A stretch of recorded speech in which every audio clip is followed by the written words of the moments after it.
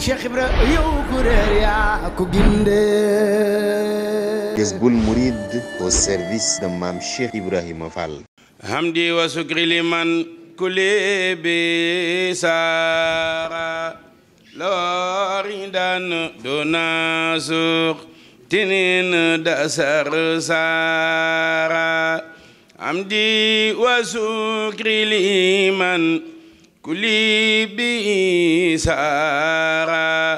loridan dona suq tinin dasar sara law sana iwarid anin bila laqatin musghadaili min bani daymanan sara lillahi kulli lada abari makrumatin من أغتى النوافي أجم من سارا إن الذين إلى سرسار خط قصاد زيارات فرق دارين أو سارا. السلام عليكم ورحمة الله تعالى وبركاته. ñu ngi nuyu mboolem mbokk yi fi teew yépp góor ak jigéen mag ak ndaw di jël nuyoo bi di ko jox xalifa général de Mouride sëriñ Mountakha Al Bassir di ñaan yàlla mu yàgg fi lool te wér di ko jël di ko jox sëriñ Amdi Khady Fall mi fi nekkal maam Cheikh Ibrahima Fall di ko ñaan mu yàgg lool te wér waaye jël nuyoo bi tamit di ko jox njabootu Cheikhul Khadim yi nga xam ne ñoo fi teewal Serigne Touba tey muy sëñ Abdou Lahad Mbacké Gaïndé Fatma ñu ni toog di suñu wëllëre di suñu xarit di suñu sëriñ waaye ñu jël tamit nuyoo bi di ko jox sëriñ Abdou Mbacké bu Daaru Muxti bàyyi ko ba Daaru Muxti di wóorale sëriñ Cheikh Bintu mi nga xam ne ni mooy sunu bunt ci maam Cheikh Ibra waaye muy wóorale tamit Baye Alpha Touré moom mi nga xam ne ni moo tax doog jéego yooyu ba sëriñ bi teew ñu ngi koy nuyu bu baax di nuyu Baye Alpha waaye di nuyu tamit sëriñ Mbàkke imam Cheikh Abdou Mbàkke imam mi nga xam ne nii moom it du suñu wóorale di suñu sëriñ di lépp waajuram bu tedd ba ñëw na ba ca bërëb ba nemmi ko si ñu yebal ko ngir mu bàyyi ko Sénégal ñëw ci bis bi kon Mbàkke ñu ngi lay nuyu baax di nuyu sëriñ bi di ko jotal suñu kàddu waaye di jël nuyoo bi tamit di ko jox suñu waajur yi toog fii ndax bu ñu toogee di wax waruñoo wax ñoom ñoo war a jox kàddu gi waaye dañ ñoo liggéeyloo rek dénkuñu bu ñu jëlee nuyoo bi jox ko suñu bàyyi suñu xalifa Fall moom suñu Moussa Fall léegi la génn ci jotaay bi delloo ca hôtel ba ñu ngi koy nuyu bu baax ci teewaayam bàyyi ko ba Italie di jël nuyoo bi tamit di ko jox suñu bàyyi sëriñ Fallou Fall Mbawar moom sëriñ Aliou Fall moom maam Cheikh Ibrahima Fall bàyyi ko mooy ba Sénégal ndax bis bi rek tax koo jóg kon ñu ngi koy nuyu bu baax Fall Ndiaga di sant gërëm waaye di jël nuyoo bi tamit di ko jox sëriñ Mbaye Fall moom sëriñ Mbacke Fall moom sëriñ Modou Mbendam Cheikh Ibra moom it ñëw jël nuyoo bi tamit di ko jox sunu mbokk yi waa Tidiane yi nga xam ne ñëw nañ tamit muy sëñ Ahmedine Sall ak sëñ Aymeyrou Samb ak président Ben Mohamed Diop ñu ngi fi jëlaat nuyoo bi ni di ko jox sëriñ Sidi Ndiaye xasida ak délégation bi àndal waaye di ko jox waa dayratu maam Cheikh Ibrahima Fall sëñ Moudou Fall Kébé sëñ Jaabi Kay sëñ Mbacke Fall Baye Cheikh Diop ñoom ñëpp ñu ngi teew Baye Cheikh Fall ñoom ñëpp ñu ngi toog ci saal bi di nuyu sunu gan yee nga xam ne nii ay arab lan sëriñ bi muy Chérif ak ay xaritam Chérif il est là tout le temps il vient l'événement c'est le petit-fils de sëtu Rasulullah sallallahu alayhi wa sallam mu ngi dëkk ba Algérie ànd ak délégation bu mag yëkkati ay oto yu bari joxe ko ci bis bi ngir jàppale transport bi ñu ngi koy sant di ko gërëm waaye di sant tamit monsieur Patrick moom mi nga xam ne ni association la bi muy dox ci la paix lay dox mu am yéene joo xam ne nii da koo bëggoon a jox sëriñ bi muy sëñ Abdou Mbacké mi nga xam ne nii ci jàmm rek lay dox liñ naan l'ambassadeur de la paix mu bëgg koo jox sëriñ bi mook sëñ Abdou Lahad Gaynde Fatma mii loolu service bu bees la ci liggéey bi waaye di nuyu tamit monsieur le maire Thiaroye mi nga xam ne nii Mbaye Sène sëriñ bi ngeen ñaanal ko waaye di nuyu président Mohamed Ben Diop moom mi nga xam ne nii diggante Sidi Alaaji Malick Sy ba ñuy taxawal liggéey bi 2018 ci Arc de Triomphe ñu koy wut yombul ndax ñu bari dañ ne woon mënul nekk Arc de Triomphe nit ku ñuul dafa taxaw de poser gerbe ñun ak nasaraan yi di yéeg ak wàcc ba ñu autorisé ko ñu autorisé ñu 8 mai nga xam ne ni chaque année le matin la ñuy ñëw avant président Macron poser gerbe sëñ Fallou Fall ak maam Sidi Ahmed Sy ak mboolem tirailleurs yi ñuy dem di dem ba sëñ Ahmedine Sall gis ko ci télé bi jaar ci Mohamed Ben Diop mii ba yàlla def tey ñoom ñu yëg si liggéey bi tamit ñu yóbbu ko fu kawe ba moom mii tey sëñ Ahmedine du jóg ci bureau ba di ànd ak ñun liggéey bi ba tey ay kilifaam waa Tivaouane ñëpp ñëw na sëñ Abibou ñëw na ak mboolem délégation bu forte boo xam ne ni suba incha allah Arc de Triomphe ñoo fay dajee sëñ bi teg gerbe sëñ Adama Sy sëñ Abdou Mbacké ak mboolem njabul sëñ Touba gi sëñ Abdou Gaynde Fatma yëkkati gerbe sëñ Fallou Fall posé ko ak sëñ Fallou Fall Mbawar ak sëñ Baye sëñ Khalifa Fall ak mboolem njabootu maam Cheikh bi waaye di nuyu tamit suñ Baye Cheikh Ibra Dieng moom it bàyyi ko ba Sénégal dégg nga ni mu wax léegi fi mu jaar Turquie fu ne la jaar ngir dugg si ñu yàgg ànd ak moom liggéey bi ñu koy seedal sëriñ bi di nuyu soxna Fatma sunu mbokk yi soxna Yaay Fall yi di leen sant di leen gërëm di sant hôtesse yi soxna Fat Bintou bàyyi ko ba Italie moom it ñoom soxna Dieyna Ba. Pourquoi l'association Serigne Fallou Fall ak LAMP il fait travail extraordinaire depuis nous fondé cette association depuis 2018 nous président d'honneur c'est Madame Ramayad l'ancienne ministre ici en français actuellement il est aux États-Unis Washington il a envoyé Makhtar Camara celui va parler son parole. Il a travaillé énormément sur l'association. Depuis, on est là en France, on travaille ensemble. L'association Serigne Fallou Fall, quand il vient à 19 Italie, c'est un petit local. Il y a 543 adhérents, beaucoup de nationalités différentes. On aide tout le monde. Matin, midi, soir, on accompagne les gens en difficulté, surtout les femmes. On aide pour la régularisation, on aide sur le droit au travail. On même ouvrir le compte bancaire CBAO pour que les gens ici fii day ñëw kenn xamul kañ la léeg-léeg nit génn fii àdduna ñu dem ci consulat ba wala ñu dem ci ambassade ba ñu ne xaalis amul ci kees gi ba nga xam ne nii néew bi day bëgg a yàqu ñu xalaat nag bi ñu demee Dakar ci ren ci màggal gi ñu waxtaan ak banque CBAO def plantique boo xam ne partenariat membre bu ñëw ñu ubbi la compte bancaire ngir nga mën a am assurance de vie boo fi jógee ñu delloo la Sénégal yàlla na yeex loolu la ma ngi ci association ba am nay bénévole yu bari fa nekk maître Larissa moom yàgg na fa depuis 1 an ma nga fay liggéey dana leen wax tuuti ci développement association bi def na beaucoup de régularisation xam ne ni si sans papier ak nationalité française ak l'aide médicale déclaration des impôts kon daal liggéey bi moom ñu ngi leen koy seeral ne sant nañu bu baax sëriñ bi mbirum tirailleurs yi dafa jot ngeen sargal ko Afrique Sénégal su Thiaroye 44 dafa jot mbirum sëñ Fallou Fall tamit ñu xam fu mu ne dafa jot bu bis bi jotatee ngeen def ci ay moyens sëñ Amadine mais loolu lay daj man mii kazaalika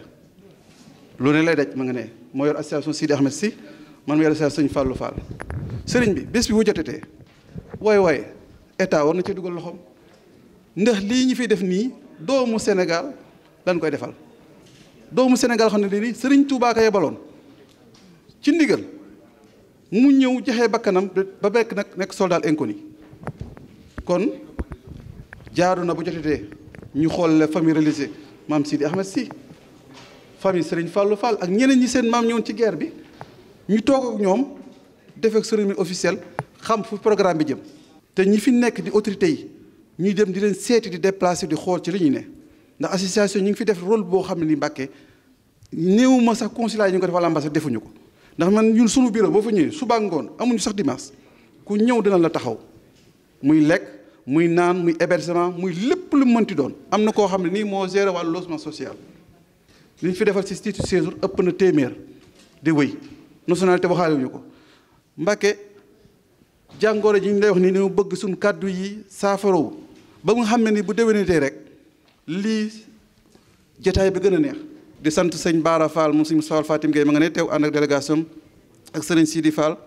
di sant soxna yi ñu tudd suñu hôtesse yi ñu ngi leen sant bu baax di sant mboolem góor ak jigéen. Bonjour à tous. Pour moi, c'est un très grand plaisir d'être ici et de vous dire des choses nécessaires. Sauf que je serai très court. Déjà, candidat à la présidentielle française en 2027 face à Marine Le Pen, sauf que Madame Le Pen est hors course. Bon, il y en a d'autres. Et si je suis élu, je suis certain que sous mon action, c'est-à-dire avec la France que je fera tout pour que l'Afrique, pas seulement le Sénégal, mais l'Afrique, devienne la prochaine puissance mondiale, comme la Chine. Moi, je suis Philippe Boulan, parisien. Et je suis président d'une association qui s'appelle l'Union nationale des combattants, l'UNC. C'est la plus importante association du monde combattant en France. Et nous avons été fondés en 1918, au lendemain de la Première Guerre mondiale, par quelqu'un qui est bien connu au Sénégal, puisqu'il s'agit du père Brottier. Le père Daniel Brottier, qui était un prêtre, un spiritain, donc un religieux, et qui avait cette intuition, alors même qu'il était encore dans les tranchées. Il a passé toute sa vie, toute la guerre, pardon, il a passé toute la guerre de 1914 à 1918 sur le front. C'était un aumônier volontaire. Et il est revenu miraculeusement vivant de cette guerre. Et il a décidé, avec ses amis, de fonder cette association, l'Union nationale des combattants, pour venir en aide aux victimes, aux blessés, aux veuves, aux orphelins de l'époque. Et dans une autre vie, avant cette guerre, il avait été prêtre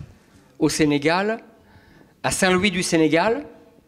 et c'est lui qui a eu l'initiative de la fondation, de la création, la construction de la cathédrale de Dakar. Voilà. Donc malheureusement, je ne suis pas encore allé au Sénégal, j'espère un jour, mais je sais qu'il est bien connu et qu'il y a même, je crois, une statue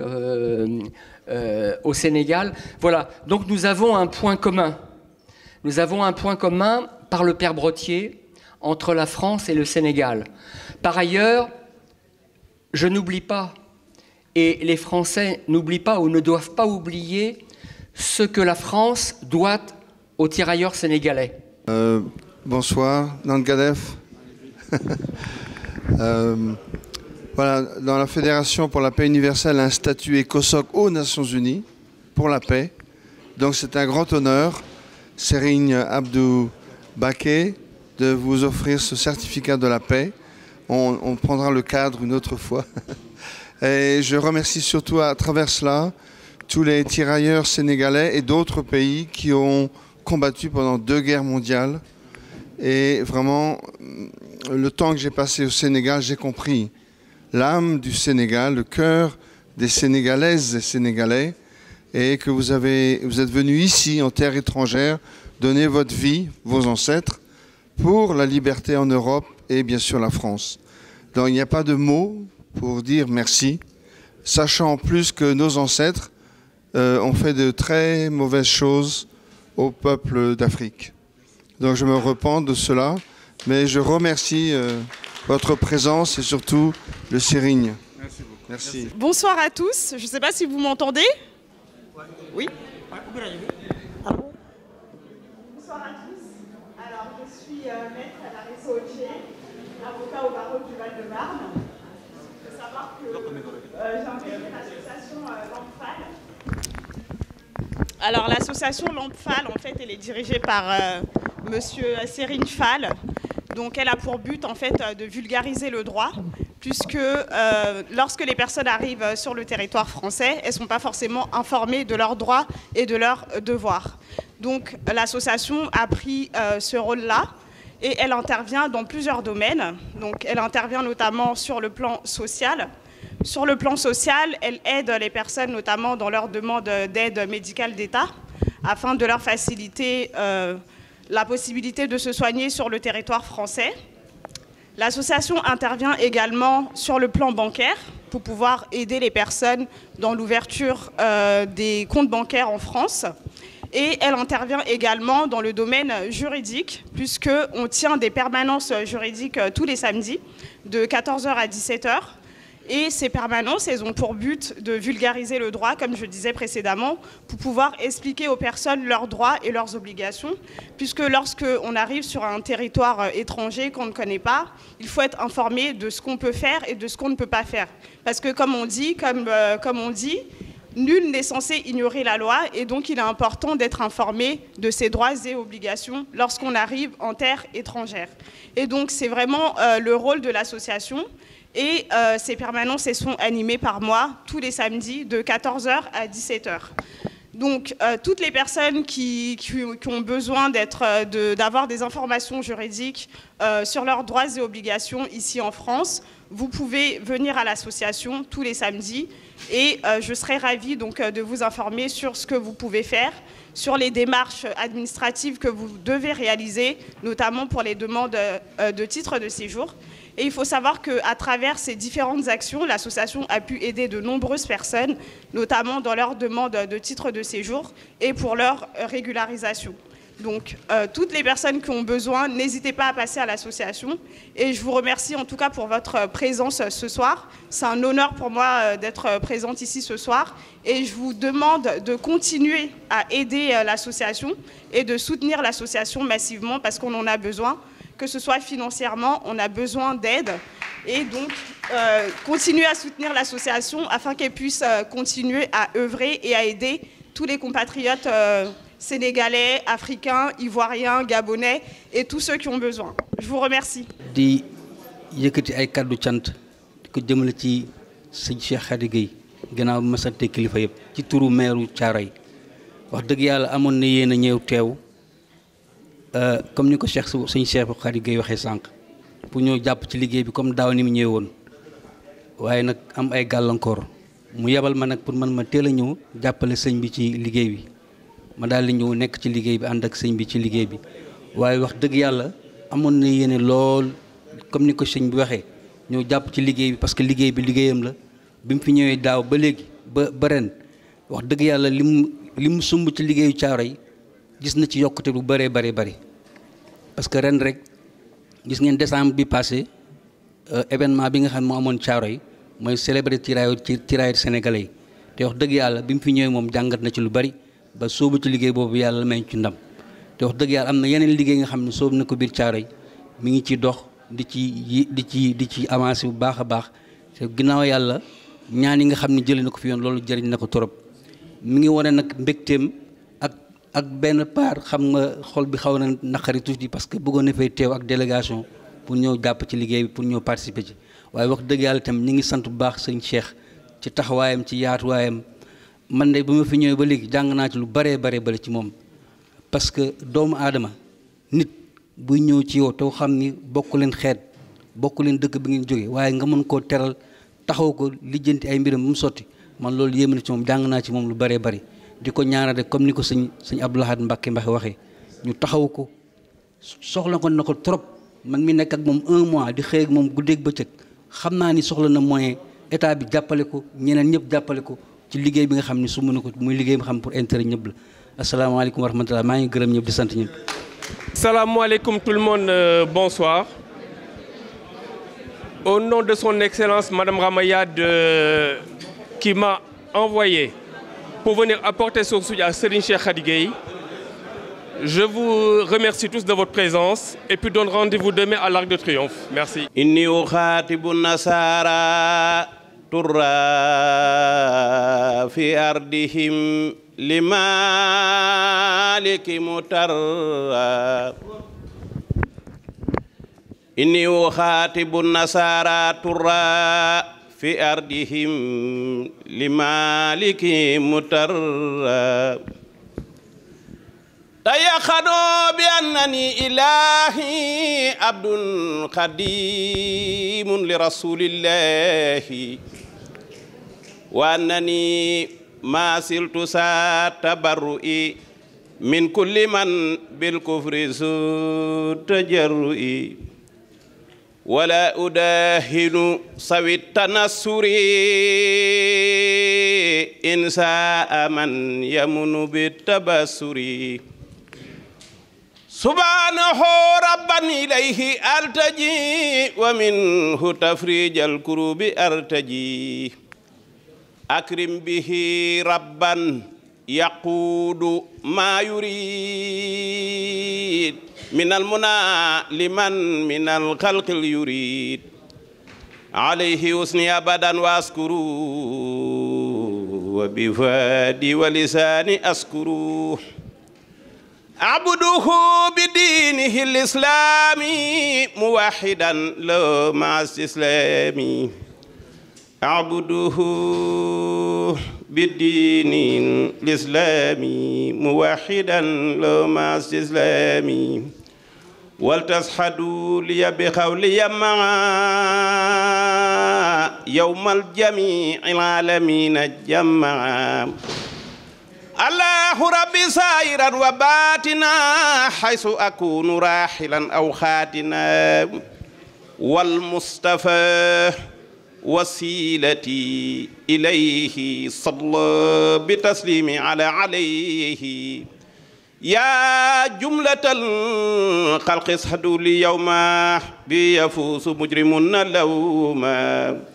بكوني الدارين عبد الله قديم عبده من عبد الله محب كل مسلم ومسلمة مبغض كل مجرم ومجرمة كتبته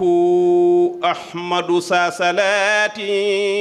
صلاتي على النبي الله سلاتي كتبته أحمد صلاتي على النبي الله سلاتي. السلام عليكم ورحمة الله. ñu ngi di ziar mboolem kilifa yi fi teew yëpp tàmbalee ko ci njabootu Serigne Touba Serigne Cheikh Abdou Mbacké ak Cheikh Abdou Lahad ñu ngi leen di nuyu te di leen ziar bu baax di ziar sëñ Cheikh Serigne Moustapha Imam ak mboolem njabootu maam Cheikh Ibrahima Fall jiital ci sëñ Fallou moom sëñ Aliou Fall Mbor ak sëñ Mbaye Fall moom sëñ Ngundam sëñ Mbacke sëñ Modou Mbenda sëñ Khalifa moom sëñ Modou Moustapha Fall teewoon na fi léegi ak njaboot gi yëpp di sant bu baax kilifa yi fi teew Serigne Cheikh Fall Khady di la jaajëfal bu baax xam naa ne li tax nga jox ma kàddu sax mooy bëgg ñu xam ki tax ñu woote fii sëñ Fallou Fall mooy kan waaye loolu nag du xaj ci jotaay bi ndax waxtaane taarixam xat na fi ne xanaa suñ ci jógee rek ñi nga xam ne teewoon nañ fi te yéene woon a xam ki nga xam ne moo taxoon ñu woote moo doonoon kan ci Cheikh Ibra lu mu fi bàyyi kan la doonoon su ko defee boobaa bu ñu demee jombul ci liñ def ci internet bi danañ ko mën a xam bu baax a baax waaye daal li ma ciy tënk rek mooy taawub maam Cheikh Ibrahima Fall bu góor soxna Fat Fall Wade mooy ndeyam Fat Fall Wade Yirim Bañig Wade ko jur ak Asta Njaay Njëre ca Gendar li ko ci boole nag moom mi ba mu sañ koo woote donte ne Cheikh Ibrahima maamam waaye dafa am leneen lu ñu bokk mooy mbirum sëñ Fallou Fall lu ci masaana nit bëgg a xam ci baayam ngay dem ndax baayam mooy xalifa sëñ Fallou Fall bu ma nee baayam mooy xalifa sëñ Fallou Fall nag mooy sëñ Ablaye Fall Ndar mi jur baayam sëñ Modou Ablaye ak sëñ Fallou Fall a bokk ndey ak baay kon bu sëñ Fallou Fall demee te kam fi bawoon di woon tuut tànk wàcc liggéey yaakaar naa sëñ Modou Ablaye moo war a donn sëñ Fallou Fall kon loolu moo tax mu sañ lii mu sañ tey bi ci des it mooy bi sëñ Fallou Fall ñëwee ci guerre bi it ba des fi 1914 kon xam na ne 18 bi mu tàngee Beles ñëw na ci sëriñ bi njaareem mu yabal ko ci Cheikh Ibra Fall boobee nag lañ door a yabal ki jur baayam mu sëñ Ablaye Fall Ndar mu ñëw 1918 waaye sëñ Fallou Fall nag moom 14 la solo woon mook sëñ Modou Gueye Awa Fall ñu ñëw fii amoon na congé sax nag dellu Sénégal yàgg fa baayam ab diir dellusiwaat bay mbéykeen xandi moo ma ne mag ñee ko ne ci njaareem Cheikh Ibra da koy xool muy dem ba mu yàgg mu naa Fallou Fall a gore Fallou Fall a gore wax ko ñetti yoon daana ma ngay dem wóor na ko dellusiwaat te tiitu ko kon Cheikh Ibra xam na li xew waaye bi nga xam ne nag ñëw na ba des si 1918 nag bi guerre bi tàngee Beles ñëw ci sëñ bi njaareem sëñ bi waxtaan ak yenn ci mag ñi ñu ne ko tubaab bi seeni pexe daa sottiwul fa yow ndax kaay dem soldaar kaay deel ma képp la mu ne kon nañ ma demal ci Ibra Fall keroog sa moom dana bëreet Cheikh Ibra Fall ndax mbubb yi waroon naa cee toll doom mbubb yi waroon naa cee toll daan ne ana yaaram bay mu ne ko Fall mu ne ko nees di defee soldaar sëñ yaaram wax ko ni mu demee yépp ne ko dañ lay peese keroog góor gu ñuy wax Ablaye Daraame di bàyyi daam Daraame mi nekkoon secrétaire u sëñ Fallu mag ñi nee nañ fa lañ jëlee baskil bañ doon peese ñooñu bañ ba loola amee te bàyyi daa mën na ko wax kat ci dundam mag Aline Badara mi bi ñuy gëstu lu ñu nettali ci Cheikh Ibra ba loola amee ñu peese leen ba yàlla dogal sëñ Ablaye Fall Ndar bokk na ci ñi ñëw deuxième guerre mondiale sëñ Bassirou Fall Awa Jaxate bokkoon na ca doomi Cheikh Ibra Fall ya sëñ Yaaram Mbay jarbaatu Cheikh Ibra ca la bokk Cheikh Modou Fatma doom la ci moom ndax Modou Fatma ko jur te Modou Fatma baayam ak ki jur Cheikh Ibra bokk baay ca la bokk mu sekk sergent Thiès waa kër dinañ ma dégg ñoom ñëpp seen i doom yi ngi dund ca lañ bokk Ibra Cuun Sàmm Naara ca la bokk Baye Cheikh Diop moom maam Samba Diop Ndar doomam daana ñëw fi Sidi Diop mu dëkk Allemagne ca la bokk Moustapha Kane doomu Baye Falilou Kane ambassadeur moom itam ca la bokk kon ñi Cheikh Ibra yabaloon seenu njaboot ñi ngi dund waaye dafa am lu gàtt lu ma bëgg a tënk mooy ci baayam sëñ Cheikh Fall Khady Gueye lu ma wax dama ci teg baram sa baay moo ma ne sëñ Modou Ablaye Fall Ndar keroog ba sëñ Fallou Fall faatoo fii 1918 sëñ Beles ñëw ci sëriñ bi sëñ bi yebal ko fi Cheikh Ibra Fall ñu war a waajalaat ñu ñëwaat Cheikh Ibra Fall moo tànn sa baay sëñ Ablaye sa maam sëñ Ablaye Fall Ndar ba mu ko tànnee ndeyam mi ngi dund booba maam Fat Fall Wade te ñaar ñu góor la ko yàlla jox muy sëñ Fallou Fall ak sëñ Ablaye Fall Ndar ku jigéen daal la ca topp muy Roqeya waaye jooy na ca jooy yu métti ba mag ñi dem kalaamee ko Cheikh Ibra ne ko Roqeya day dafa mel ne am na fu mu toll Cheikh Ibra woo ko ne ko Roqeya lu xew wala Fat Fall bokk Fat Fall Wade lu xew mu ne ko damaa xam ne Fallou Fall laa taawloo des na fa te dégg naa ngay waajal Ablaye Fall Ndar mii te bu demee bu fa desee ma ñàkk Cheikh Ibra na ko Fat Fall toogal te muñ Ablaye bi mi dina dem ba dellusiwaat toog ci sama sées bi di man te yow ñu àjjana wax ma ko le 27 décembre 1953 la sëñ Mourtala Fall nelaw ñu ñaane ko le 2 janvier 1954 sama am toog xalifa sëñ Ablaye Fall Ndar wuutu fi Cheikh Ibra Fall 22 ans ba 1975 moo wàcc liggéey Sëriñ Assane Fall toog xalifa sa mbaay sa maam ak mbundoom sa maam ak carrière jumaa ji di xam na sëñ Ablaye Fall Ndar kon loolee moo sababoon dikk gi fii tey waaye ki ñuy fàttali ko nag muy sëñ Fallou Fall nañ xam ne sampoon na kër laataa muy ñëw waaw bawoon na fi doom ju góor sëñ Mbacke Fall la tudd kookoo mag ci sët yi Cheikh Ibra Fall njëkk gis ci àddina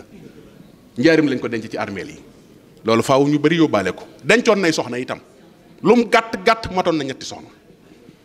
ndax soxna Bintu Saw mag mu njëkk a denc keroog ba mu fi jógee sa maam lañ ko jox sëñ Ablaye Fall Ndar mu taawloo ku ñu wax Cheikh Bintu Fall sëñ Modou Ablaye topp ca Cheikh Bintu moom mais di taaw sëñ Ablaye Fall Ndar moom lañ tudde sëñ Cheikh Bintu Fall magam kon sëñ Fallou Fall sampoon na kër bi ci des mooy denc maanaam amoon nag njaboot mooy ki Cheikh Ibra Fall njëkk a gis ci sët muy sëñ Mbacke Fall sëñ Fallou Fall ay bàyyam bi ci des it mooy menuisier sëñ Touba la woon ci njaarim ouvrier maanaam doon wàllu menuisier ndax gaal yi sëñ bi daa def téere yi ci njaarim ak lal yi sëñ bi daa def téere yi sëñ Fallou Fall ak sëñ Cheikh Fall tàkk koo jàpp moo ñoo ko daa daaj suñ demoon Touba Fall ca néeg Cheikh Moudou Fatma moo woon la tañaag ya ak martu yam daan daajale ku tedd ki gaal yi kon sëñ Fallou Fall ku mat a fàttaliku la ku mat a waxtaane la parce que liggéeyal na ku tedd ki Cheikh Ahmadou Bamba ba am ngërëmam liggéeyal na baayam maam Cheikh Ibrahima Fall waaye liggéeyal na réewam koroog bi sëñ Ablaye Fall Ndar ñoom di ñëw almaa yi dañoo bënn gaal gi Baye Modou Mbaye Issa Thiès la dëkk bokkoon na ci ñi ñëwoon Issa Mbaye ko jur Modou Mbaye Issa la taawloo jox Cheikh Ibra teg ca Baye Bassirou Mbaye jox sëñ Modou Moussa Fall ak Baye Cheikh Mbaye Kange dinañ ma dégg Baye Modou Mbaye Issa nee na bi gaal gi bëttee almaa nee na capitaine gaal gi wax nag Bassirou Awa Jaxate ne ko ñeenti waxtu bala ñu koy def ñëpp dee lépp di ndox ndax bënn nañ gaal gi Baye Modou Mbaye Issa nee na sëñ Bassirou Fall yónni ma posetam nee na ma génne ko saagam mu génn ca gënn loolu sañ-sañ la tudd danaa ko nettali nee na rocc xob def ko ci gënn gi nee na ku ñuy wax yaat ma biron café bu mu yoroon mu laaj ko café gi mu jël ko mu sotti ko ci gënn gi mu joxoñ ko jant mu saxaar jàpp nee na mu pis ma nee na benn bëtam daal di xëcc ba saxaar si génn nee na mu sànni ko saxaar si jolli jëm kaw mu ne ma gees na ma Mudu Mbay Issa mu ne ko Fall mu ne ma waxal ma capitaine gaal gi ne ko bax li war a lonk kënu yi laay wa njëkk a garanti teg ci tubaab yi ne ko daañ dem ba France wàcc ba ñëpp wàcc luy xew ci gaal gi dero xew ne ko garanti na loolu sans barke bay ak sëriñam keroog bi guerre bi jeexee Cheikh Mudu Fatma ak sa baay sa maam ñoo mujj a ñëw Cheikh Ibra Fall keroog Cheikh Mudu nee na moo nettali de nee na keroog bi yàlla dogalee sëñ Fallou Fall sëñ Ablaye Fall Ndar ànd ak sëñ Mudu Gueye ànd ak sëñ nu ñu ko waxee de sax sëñ Cheikh Mudu Fatma nee na keroog ku tedd ki Cheikh Ahmadou Bamba lañ njëkk a nuyu ndax Cheikh Ibra Fall la ñuy nuyu si mu ne doom dem ngeen ba ñëwa ñu ne ko waaw mu ne dem leen nuyu sëñ Bamba si seen bay sëñ Bamba bu ngeen dëkkee ma barkeelu ci yéen nee na keroog bi ñu dikkee sëñ Ablaye Fall Ndar sama am nee na sëñ Touba ñuy attaayal ci loxol boppam te boobu fii lañ bàyyi ko ci France nee na sëñ Touba bu attaaya warga wi da koy leengi nee na sotti ko ci warga wu njëkk wi nee na sotti ko di xiim di ñu jox keroog bi mu ne ma sëñ Ablaye Fall Ndar sama am nee na dama rus ñu ne ko lu tax mu ne ku toll ni sëñ Touba naa ma sëñ Ablaye tamay doomi taalibeem mu ne ma ñooñu ngeen liggéey la kuñ nopp ci yow ba li la morsa tuuti ci seen wërsëg ñu ngi ko tudde ma ne ko xanaa à la traite mu ne ma yegg naa fa ak yéen ne ma li des ci seen dund mbaa leen ko yoreel su sutura ngeen di mottali te ku ci faat mu dugal àjjana nee na keroog bi ñu dikkee fi Cheikh Ibra Fall daf na ma Cheikh Mudu ma ne Fall mu ne ma Ablaye Fall Ndar ma ne Fall mu ne ndax xam nga déexañ le ma ne ko Fall luy déexañ le mu ne ma seen gaal ga ba mu bënnee ca soldat sa nu ngeen mujjee ma ne ko xanaa di sakar rek ba jàmm dikk Cheikh Ibra Fall muñ na xeexee doom naka la bënn ma yëg ko sëñ Bamba yëg ko ñu déexañ la doom nee na sëñ Bamba jiitu yoonu bopp gaal ga mayenu genn ba gaal na xanaa gaal ga digut ma ne ko defe naa du dig de kon li leen indi woon fii Cheikh Ahmadou Bamba Khadimu Rasul la sëñ Fallou Fall nag boo bëggee am sirru bu gaaw loolu dama koy joxe addiya moo ci gën a gaaw sama am Baye Mut Touré doomam a ngi fii ana Baye Alpha Touré mi ngi ci jotaay bi Baye Mut Touré nee na secret bi ko sëñ Fallou Fall joxoon ne ko soo demee ba xam bëgg a xam ci man dara secret bi nga wérdel ñetti tur ñetti mbir da nga ma gis nee na bis bi mu demee ba mbirum sëñ Fallou Fall jaaxal ko fi mu tëdd ci guddi gi nee na la woo tur bi ci guddi gi mu gis na sëñ Fallou Fall wàcc na liggéey fii nee na mu daal di xëm ñu indil ko Cheikh Ibra Fall maanaam Mut Touré daa léej doom daa léej secret boobee sëñ Khalifa Ndiaré mi ngi fi woon nee na mag sëñ Cheikh Fall Baye góor laaj nañ ko Mut Touré ba tey mu lànk bañ ñu ko jox te sëñ Fallou Fall ko woon kon nag sa maam mooy kooku Cheikh Ibra Fall nag kenn du moom Cheikh Ibra Fall nag mi ngi tudd Cheikh Ibrahima maam Ibra Ngóone Ndiaye lañ ko tuddee maam Cheikh Ibra Fall maam Ibra Ngóone Ndiaye lañ ko tuddee seex gi foo ko dégg màggal la comme nga naan sëriñ mooy seex waaye Ibra Ngóone Ndiaye la tudd ñoo ngi leen di ziar de tax ma nettali ko nag Baye Fall takku jóg mais daa dégg ma ne Cheikh Ibra ma ne maam Cheikh Ibra Fall mu daal di dem nag ci YouTube ba koroon nag lu mu xam yàq na ma ko fa na ma deel wax maam bis ni ki tey nag maa ngi lay xamal ne la Cheikh Ibrahima Fall Babi Mouridina tur wi mooy Ibra Fall waaye seex gi mooy signifié maam turu maam gi laa jël def ko muy seex ak maam benn la def naa ko àddiyee nag la nga ma yàq lépp jërëjëf. Serigne Abdou Mbacké borom daaru Serigne Cheikh Mbacké Serigne Habibou Mbacké Serigne Fallou Fall Mbawor Imam Abdoulaye Ndiaye Serigne Cheikh Khady Fall honorables invités à vos rangs, titres et grades maa ngi leen di nuyu di leen ziar ci bis bu màgg bi bu sell bi ci kàddu alxalifatul am li tariqati tijaani di Serigne Babacar Sy Mouhamadunil Mansour te ki ko fi teewal tey ji yabal ma fi di sama nijaay Serigne Habib Sy ibnu Cheikh Mouhamadunil Mansour ak Serigne Moulay Sy Habib ak Serigne Mam Omar Ndiaye ibnu Soxna Khady Sy kàddu yi du yàgg ndax déontologie intellectuelle bëggul ñu jox la lépp nga jël lépp waaye dama koy résumer ci benn baat bi ci arab aqida muy pas-pas juróomi araf moo ko tënk su ma génnee taa marbut bi aqida moom lay nekk bi ci njëkk di ayn muy al ilm xam-xam li ñu fi dajale tey lan la xam kan mooy Serigne Fallou ak Maam Sidi Ahmed ñaareel bi di xaa mu dem ci xalbu salim xol Serigne Cheikh xolam sell moo leen fi dajale mu am prise de conscience ci xam-xam bi mu war a génnee ngir xamal maamam wax naa ayn di ilmu xam-xam wax lan xaaf di lan xalbu bi ci topp lan la yaa lan la yaa gi lan lay signifier yaa bi day dellu ci ruux gi ci xol bi xolam sell am prise de conscience ni dafa war a am lu mu war a taxawal maamam lépp dem ci dell gi di diine moo fi dajale kilifa yu baax yi haa gi dellu ci njub di hidaaya jub jubal jubbanti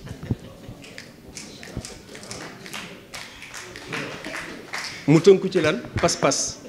pas-pas laa fi wax de pas-pas moo ñu fi boole ci biir pas-pas boobu juróom yëpp tënku na fi muy xol bu sell ci ruux gu sell ci xam-xam ci diine ci jub jubal jubbanti waaxiru daawaana ani alhamdulillahi rabbil alamin wa salaamun min allahi aleykum wa rahmatullahi taala wa barakatu ina ladi naila saraqat qasado siyaratil faraqo darini awsara rabbi bima yashraul زانغت فجاه بجاي أفضل من لله خد لجا حمدي لرب كريم من لا شريك له وسريا يوم نورا ذاتيا ملا محمد صلوات الله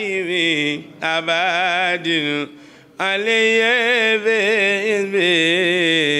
بكل بكلا أرى إلى ذي أمات مواهبه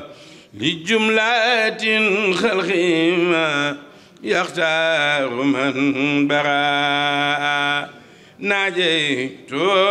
جلا ومن وكرمني تكريمات وكل من لخن بريئا رحمن وابليامي الخلق رحمة من ينياني الشر من قرآن خرام حرمات المصطفى عن كل مفسدات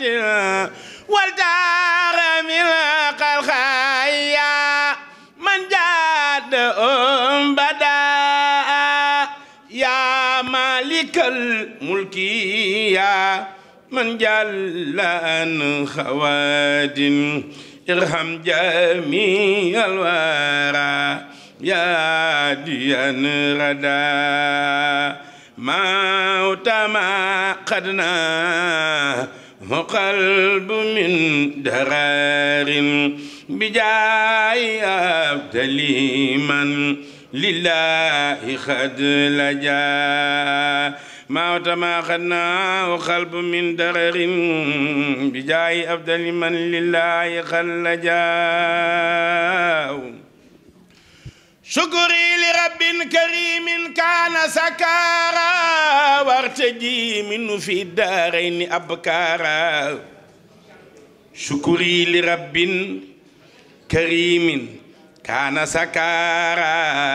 وارتجي منه في الدارين أبكارا كتبت سكرا له ما قد رجوت بي كوني سيدا وسكارا وزكارا وجهت وجهي في سهر النبي سندي لأكرم الرافع وهاب سكارا رجوت منه تعالى سكره عملي ورفع اليوم مني معفارا رجوت أن يمعو زالت جملتها هني وتسر لدر كفارا إني أخاتب في البر مغتربا ولم يزل جل قهارا وجبارا فجاتني ربي بالآلاء هب لي أن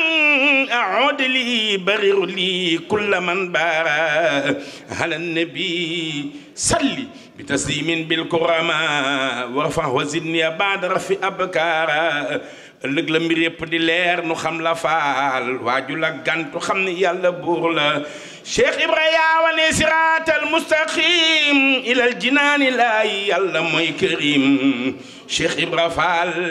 ku la gëmul ba faatu yowmal xiyaam du tabbi aljanaatu yaa raw rijaalullahi yay fanaani ci piib yàlla ya faal du rusuraani Cheikh Ibra Faal yow la nu jébbal sunu mbir ca bis ba faral nu sunuy bàkkaar te wan nu Bamba am yàlla moo gën am leneen lu dul moom faal moo tax nga am yàlla indil nu ay koom am nga ngërëmal yàlla ak yoneen ba ak saaba yaak mboolem gaaña xal mbir ya Cheikh Ibra Fall Cheikh Ibra Fall Cheikh Ibra Fall Cheikh Ibra Fall bàyyi Serigne Fallilou Fall maami Serigne Cheikh Khady Gueye ku sopp maam Cheikh Ibrahima Fall Cheikh Ibra Fall laayu ndaamu ëllëg yawmal xiyaamati bila malaami. asalaamaaleykum wa rahmatulahi taala wa barakatuhu. mboolem mbokk yi fi teew ñu ngi leen di nuyu di leen sant di leen gërëm di jiital ci nuyoo bi sëriñ Abdou bu ba Cheikh Khady ak bokkam yu tedd yi mu àndal jógee Daaru Muxti teew fi Daaru Muxti teewul fi Touba di nuyu njabootu Mamour Diarra gi mu fi tudd léegi waaye di nuyu mboolem njabootu maam Cheikh Ibrahima Fall gépp nuyoo boobu ñu koy teg ci loxoy Sëriñ Fallu mu jàllale ci mboolem kilifa yi di nuyu njabootu Seydi Hadj Malick gi fi teew di leen sant di leen gërëm teg nuyoo bi ci loxol Sëñ Amidine Si sa sàll benn la rek di ko yóbbante ci Sëñ Habibu ak mbooleem ñi mu àndal ñëpp di nuyu mbooleem mbokki fi teew yëpp di beral am nuyoo nag Serigne Cheikh Khady Fall dinaa ci ñëwaat ci kanam tuuti ndax taxawaay bu rafet ak njàmbaaram ba tax lii mu taxawal man koo def ndax bis bi dafay bis boo xam ne bis bu am solo la bis boo xam ne dañ ci wane ndam li nga xamante ne bi amoon nañ ko ca guerre bu mujj bañ guerroon muy guerre mondiale te guerre boobu am taxawaay bu fés boo xam ndawi Afrique amoon nañ ko ci biir ndawi Afrique yooyu da am ñoo xam ne ñu jóge woon Sénégal waaye ñu jóge woon ci këri diine yi jóge ci kër Serigne Touba ak kër yi Seydi Hadj Malick muy Serigne Fallilou Fall ak Serigne Sidi Ahmed Sy ñooñu tey jii ñoom lañuy sargal mboolem njaboot gi yëpp nag ànd maase di leen fàttaliku di leen delloo njukkal ndax ba nga xamee ne tubaab yi jaaxle nañu ci néew ay soldaar ndax ñu ci baree bari booba faat nañ leen wala ñu blessé ba mënatuñu xeex ñu ne nañu delluwaat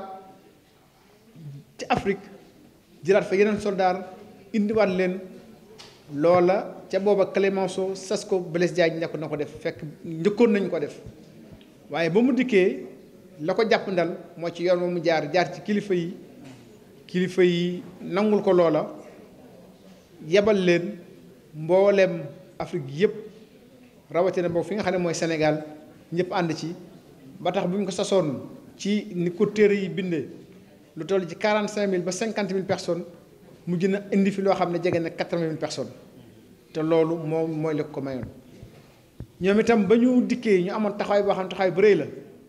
ba tey jii day mel ne du ma wax sax France waaye bu ñu gañee guerre bi ndax doon France rek ñoom taxawaay bañ ci am loola moo taxoon ñu gañe ko ndax bu ñu ñëwutoon renforcer leen guerre bi France du ko mos a gagné te bu loolu amoon tey ji àdduna si weneen yoon lay jël ndax ñi nga xam ne ñoom lañ doon xeexal liñ doon taxawal di ko samp nekkutoon loo xam ne moo gën ci àdduna ñu fexe ba dindi loolu kon am na dox nañ diggante ak monde bi ay ñaawteef yoo xamante ne bii nazi yi nekkoon nañ fii di ko def ñu fexe ba dindi loola samp fii li nga xamante ne bii mooy moom sa bopp samp fii li nga xamante ne bii aussi mooy ak yam ñëpp yam dàq fi racisme dàq fi ñaawteef yu bon yi nga xam ne yëpp moo àndoon ak nazisme di xeex ci àdduna si kon loolu day taxawaay boo xam ne bu ñu ko taxawee mboole humanité lañ ko taxawal loolu moo sax bis bi tey jii ñu ngi koy màggal fii ñoom ñu ngi koy màggalal waaye États-Unis ak foo dem ci àdduna si rek ñu ngi koy màggal muy bis boo xam ne bis bu rëy la kon du mën a yéen ñi ci sëtoo waaye ñun ñi ci sëtoo ndax ñun ñëpp suñu maam lañu te am na ñeneen ñoo xamante ne bii aussi dëkkoon nañu sëñ Fallou mi rek démb ñi ngi waxtaan mooy wax maamam joo xam ne moo ñëwal Cheikh Mouhamadou Moustapha Daaru Muxti borom daaru la mu joxe woon ñu baree bari la ba na nga ni seeni sët ña nga fa kon ñooñu dafa am loo xam ne warteef la bu dox suñu diggante ak ñoom la ci jiitu nag mooy di leen ñaanal waaye itam bañ leen a fàtte waaye la nga xam ne moo leen taxoon a jóg ñu koy xeex ngir teggal àdduna ñaawteef yi nga xamante ne bii lenn ci tubaab bi tegoon nañ ko fi loolee ñu bañ koo nasaxal ndax ba ñuy xeex jàpp nañ ne seen bopp taxutoon ñuy xeex kon idéal bi nga xam ne moo taxoon ñuy xeex bu ñu ko fàtte loolu mooy lan ñu nekk ci àdduna soo xamante ne bii kenn ku ne da ngay moom sa bopp àdduna soo xamante ne bii aussi nit ñi dañuy dund ci ak xajoo kenn ku ne respecté li sa moroom yor àdduna soo xamante ne bii aussi dañuy dund ci liberté àdduna soo xamante ne bii aussi racisme daf fi jóg àdduna soo xam ne aussi kenn du noot sa moroom kon loolu mooy li ñuy war di fàttaliku te tey bu ñuy laaj réew yi ñu doon xeexal muy réew tubaab bii pour ñu delloo ñu njukkal foog naa njukkal la foofee la war a tàmbalee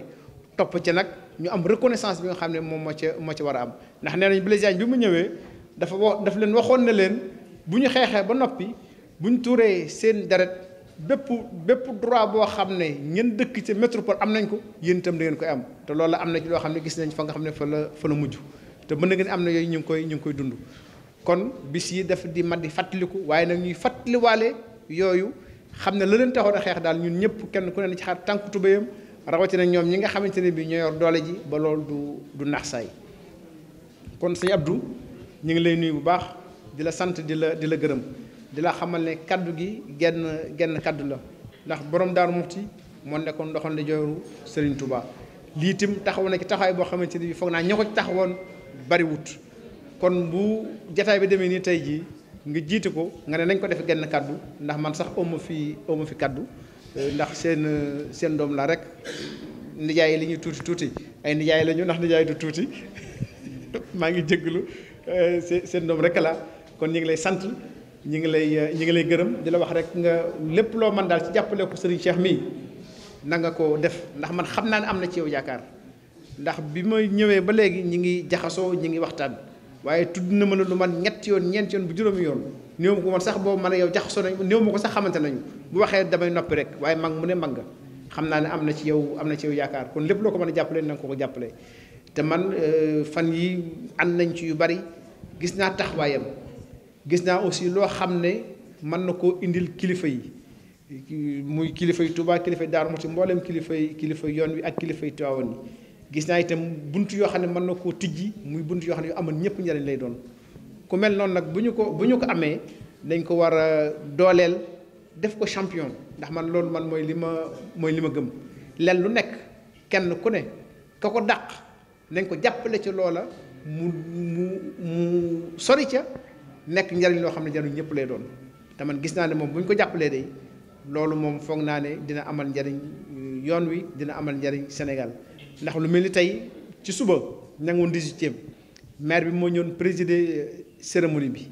nga xam ne kon am na importance boo xam ne jox nañ ko yëf yi ba place bi ñu tudd ko place des tirailleurs loolu résultat la te loolu ñoom seen xeex la ba loolu ñu am ko kon nag bu nekk ci réew mu toll nii mu bari ay njaboot nekk fi léeg-léeg ñu leen di bundu xotal am fi sax ñoo xam ne dañuy gën a idéologie yoo xamante ne dañ leen di exclure di leen xeex nga am ko man taxawaay boo xamante ne moom dina mën a fexe ba intégration bi am dina mën a fexe ba diggante bi ratax dina mën a fexe ba ñi fi nekk aussi nekk lu am solo mën a fexe ba li nga xam ne moom lañ doon dund ña fi nekkoon ñu jox leen seen gëdd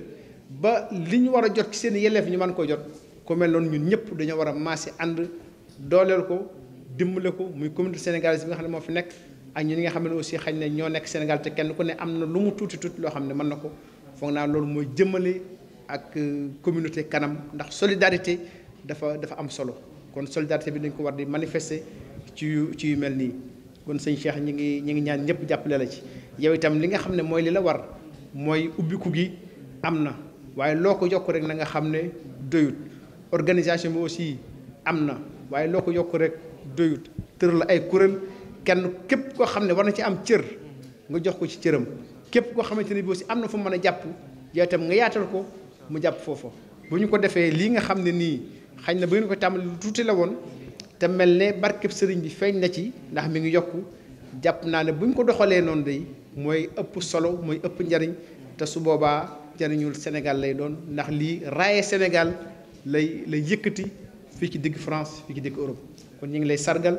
di la féliciter di la ñaanal di la encourager waaye di la xamal ne daal lépp luñ man danañ la ko jàppale ngir lii gën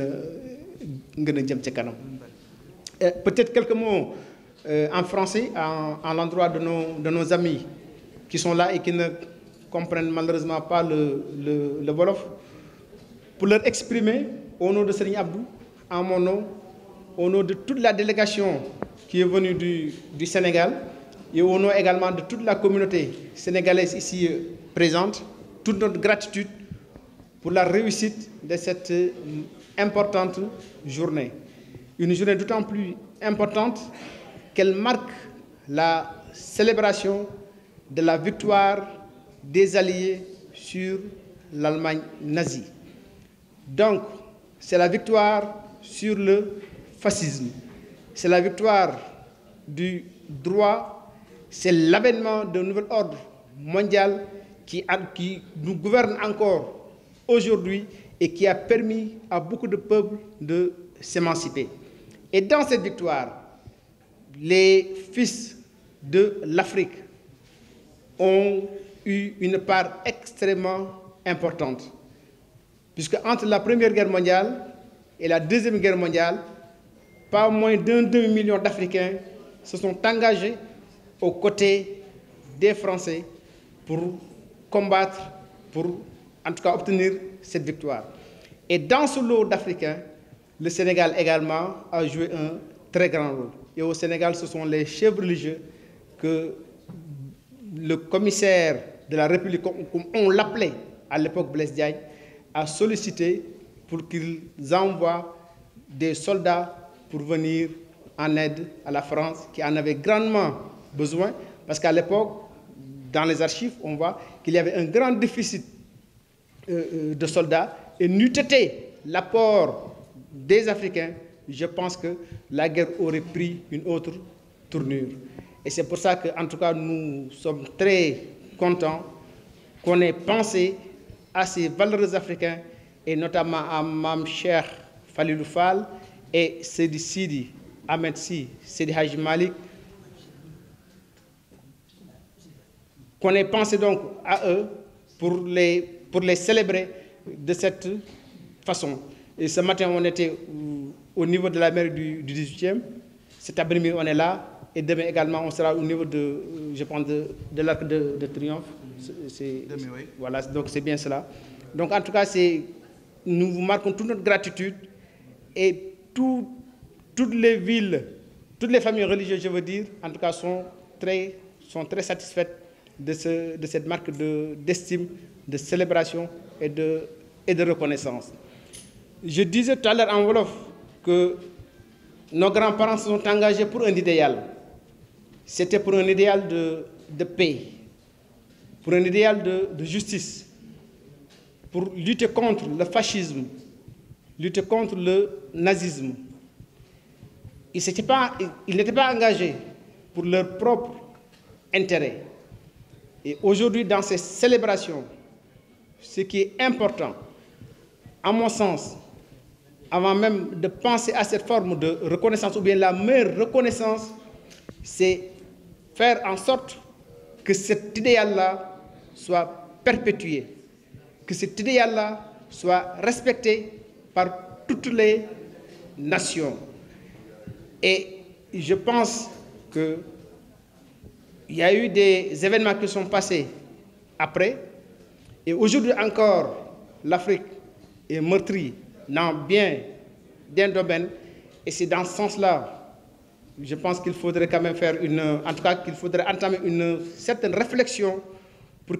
qu'on ait un monde beaucoup plus juste, pour qu'on ait un monde, en tout cas, qui soit plus conforme à ce pourquoi nos aïeux se sont engagés. Et je pense qu'aujourd'hui, quand même, on en est un peu loin. Et c'est pour ça que nous vous adressons donc ce message-là, pour que cet idéal pour lequel nos ancêtres se sont engagés donc à vos côtés ne soit pas, en tout cas, je dirais, trahi. Et nous comptons donc sur vous pour porter donc ce message au plus haut lieu. Et l'autre point également sur lequel peut-être Serigne Cheikh a insisté, c'est la reconnaissance à l'endroit des tirailleurs. Ça aussi, je pense, c'est extrêmement important. Et il a sollicité l'aide de l'État du Sénégal, ce qui est tout à fait normal. Et je pense que donc cette aide ne leur fera pas défaut. Serigne Abdou a bien pris note. Mais également, de la même manière, moi je solliciterai donc pour lui également l'aide de l'État français. Donc pour qui les tirailleurs en tout cas s'étaient engagés. Et il est en train donc de faire un travail extraordinaire, un très bon travail. Et je crois quand même qu'il mérite d'être mieux soutenu, d'être mieux aidé, et par l'État du Sénégal et par l'État français. Mais également, il le mérite. Il mérite des applaudissements. Il mérite des applaudissements.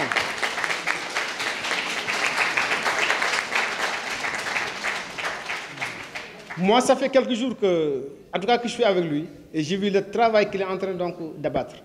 Et je sais que c'est quelqu'un qui a un très grand potentiel et qui mérite d'être soutenu et qui, en tout cas, mérite toute notre solidarité. Et je pense qu'en tout cas, qu'il peut nous rendre énormément donc de services pour raffermir les liens entre la France et le Sénégal, qui sont des liens plus séculaires. Et je crois que Serigne Cheikh Hadi, en tout cas, vous avez tout notre soutien.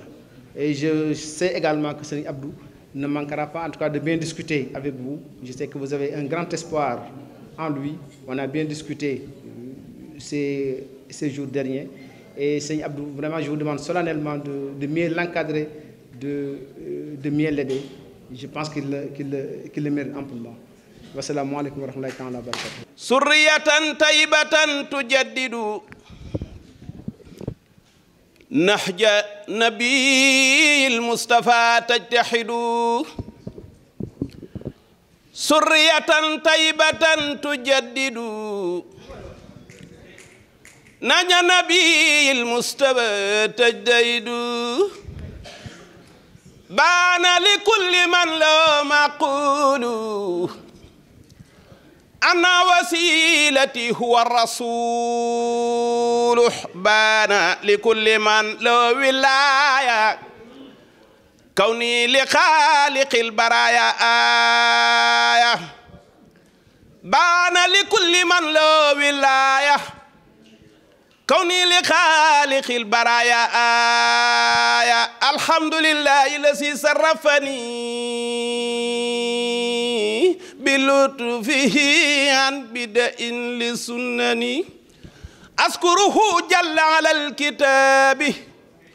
وسنة البيضاء والصواب أذكره على فرود وسنن ثم على خير الحمى من المنن أستغفر الله الذي يجري القضاء بإذنه مما جنيت ومدى أبايع اليوم رسول المصطفى بخدمة وأسأل الله الوفاء أعاهد الله على أقصى الكتاب بخدمة للمصطفى باب الصواب من سنني خير القديم المصطفى فإنني أقدمه بما اصطفى أقدمه إلى دخول الجنة دار الخرار والمنى والمنى من سن أنه يكون أبدا يري بالذي كخدمة بدا فقره الدلال والإدلال ينخاد لي منه بالحلال مدعت مدح لدى لي برولي مدحا وانا عن مثلي كل ولي مدعت مدح لدى ما ينبه ما عيوبي وكفن الذنب مدحته عند الأناس قلوى مدحا كفاني العدا والبلوى مني إليه خدمة قد لا سمت روضته إلى الخيام عصمت رضي عني سبته جيلاني عليه رلوان الذي علاني رضي عني سبته جيلاني عليه رلوان الذي علاني رضي عني سبته أبو الحسن عليه رضوان يقلد الحسن رضي عني سبته تيجاني عليه رضوان المبين الجاني من لم يكن عني يرضى بالقريب رضي عني يردا ليس يريم جزى الإله المصطفى خير الجزاء كما تقبل ووعد النجسى صلاة من كرم حي الخيل على الذي دون المراء الخيل كن كاتما للدر والبوسى تنل خصدا وتعالي الجيل يا متعلم لا تكسري سقوا فكن متجلدا حتى تسن ناس عنك منعم فالعلم لا يختى لمن يخشى بل ربنا عبدا صبورا يلحم داوم على درس العلوم متالعا يا ويحة سن لي تواية جمجم لا تستقل بالرزق رب الورى متكفل رشق الذي يتعلم واخسى الإله لدينه متحافظا إذ لا ينال العلم عز مجرم ناي الكواعب والقواني واغتسل إن تد من حردا لا تسلم لا تشتري دنيا بأخرى يا فتى من باع نورا بتجا فسيندم بركة برمتوبا Cheikh Ibra yow kuréel yaa ko gindee Jazboul Mouride au service de Mame Cheikh Ibrahima Fall.